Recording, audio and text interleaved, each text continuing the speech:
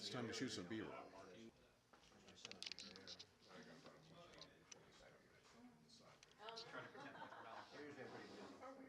I'm just here to learn more and see what I can do to help out. I'm Roberta Preskill. I was a program director at St. Jude Medical, which means I ran product development teams. Right. They're for heart, like pacemakers and whatnot. But I retired and decided to shift and do some kind of something that is still to be defined. In fact, coming to this meeting is probably the first thing I've done so far. So my daughter works for her public interest research group, and so I'm thinking that she can be an activist, so can I. Still to be determined exactly how. So here to learn. Great. Thank you for coming. And I'm with, along with Jeff, I'm in the Citizens Climate Lobby, but aside from that, I have no organizational skills whatsoever. You should see my desk. So. I'm Ron Garber. I'm from Duarte. I'm a retired Internal Revenue Service revenue agent. My main interest is immigration reform, but I'm trying to lend a hand in other areas as well. This is very exciting to me.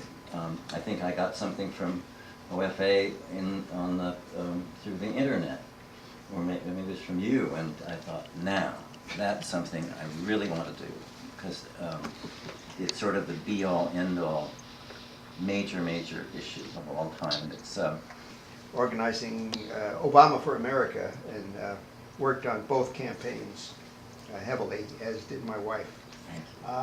I'm very active in social issues, economic justice issues. I do documentary work and also photography for a couple of organizations other than OFA. I work with the Answer Coalition in the LA chapter, and I work with the Zeitgeist Movement. And I'm here tonight to show you a short piece that we shot in May for climate change in Pasadena. And I've shoot a number of these in the process of trying to correlate them into a documentary about OFA. Railroad yay. company. And I'm not active in any organizations. I volunteered to re-elect President Obama because I was really concerned that he might not get re-elected. We won because he had a really good organization, and I'm glad I was part of that. So, I'm here. I'm Tom Owens. I was an activist a lot back in the day. And I have been an environmentalist all my life since the 70s as well. And Silent Spring by Rachel Carson was the book that got me going. All the various events that we've been having lately and organizing them, going to Judy Chu's office to help present our ideas there. And tonight. Hi, I'm Romy. I live in Pasadena. I'm also a part of volunteers coordination and working with the phone banks and trying to get people to come in and help and commit to both, not only immigration reform, but climate control. And what we're going to watch now is a video that's going to go into more detail about what Organizing for Action is doing to address climate change. So, spend the time, get yourselves familiar with it, because this is, the president is relying on us to message his plan to people, because the media is not covering it.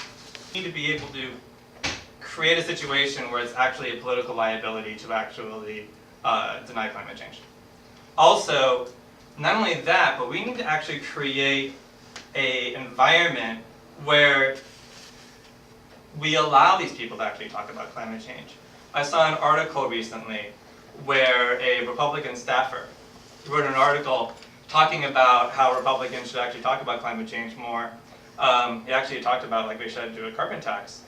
But he did it under an anonymous name because to actually say that you actually support climate change is like so detrimental politically. The problem is extreme, and it demands extreme change, and to kind of build that sense of urgency, and as well as that they're not alone. They're not just out there by themselves, but that there's a crowd behind them.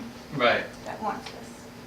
Right. The problem is you've always got competition with other issues. Right now it's standard ground, it's immigration reform. There's nothing that's bringing climate change to the forefront. Our climate's been deteriorating for years and it's going to continue. There's no one particular specific incident that's happening currently that brings it to the forefront. Are much more persuadable on the issue of climate change than a lot of people realize. A lot of the conversations we've definitely been having with the Citizen Climate Lobby, and you can definitely attest to this. They have, privately, talked about not only in support of doing things like climate change, but even in support of the carbon tax, that we've talked about. But there are things that hold them back, and those are the things that we can address, and that we need to address. There are several things that I'm hearing is that first of all we need to get the press to cover these events. We need to get the press out there.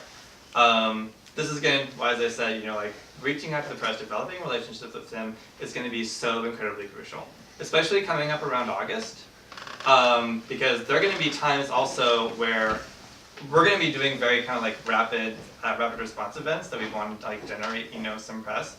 And we already have had to like develop those relationships at that time, when we're actually doing these events. So press outreach is it's also going to be really crucial to get the people out there, to get the people out to these events. The more people that we can get to these events, the more we can get the press, to cover. It's also really important to make sure that when we have these events, that these are credible, relevant people that the people are going to listen to.